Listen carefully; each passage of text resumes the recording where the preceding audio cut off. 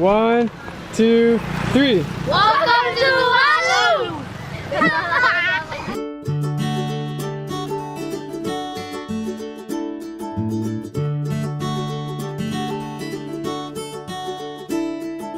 Another day, another country in the Pacific Islands that I'm lucky to visit.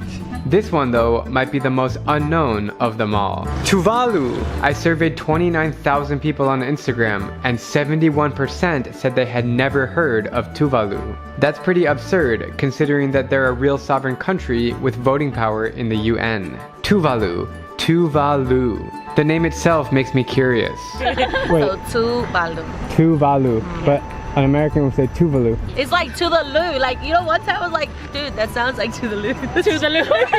It's the world's fourth smallest country with less than 10,000 people. Just pretty much chill. Only the Vatican, Monaco, and Nauru are smaller. This is the only prison here in Tuvalu. The front gate is not even closed. During the daytime, there isn't much happening. I'm walking down the main road here and there is nobody around. And it's always really hot.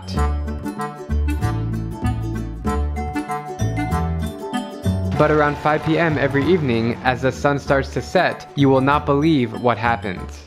The airport runway turns into a massive playground and the entire country is invited.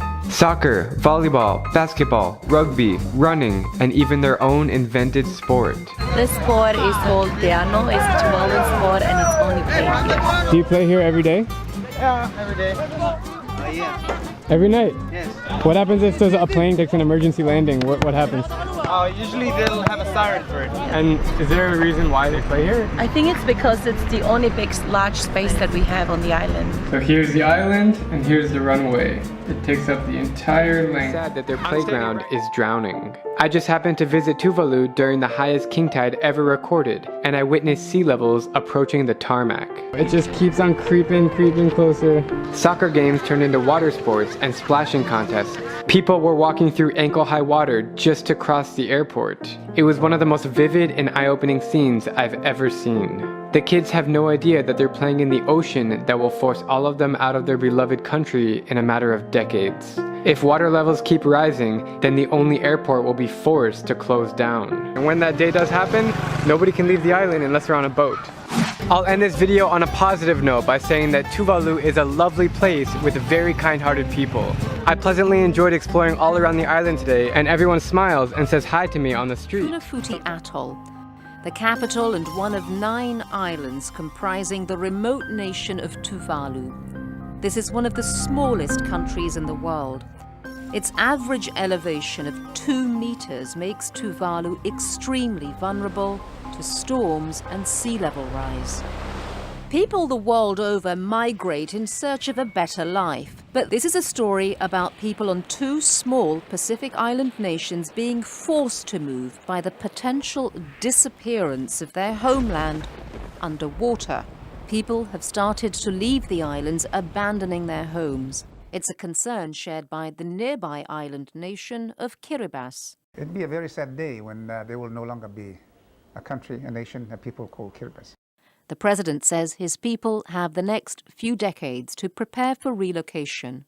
We are preparing our people, equipping them to be able to relocate if and when necessary with dignity.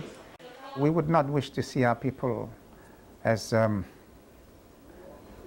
climate change refugees. Sea level rise and unusually big waves are threatening the Kiribati population of about 100,000 people. But the older generation in Kiribati is not willing to leave. Because if you were to ask me, and if you were to ask the elderly in Kiribati, the answer is no. They would wish to stay on, even die here. The best we can hope to have is to maintain the integrity of our culture. Whether we will be able to have our people settle all in one place, I doubt it. What personally I would like to see happen is for us to maintain a nation of Kiribati somehow. We have to do that so that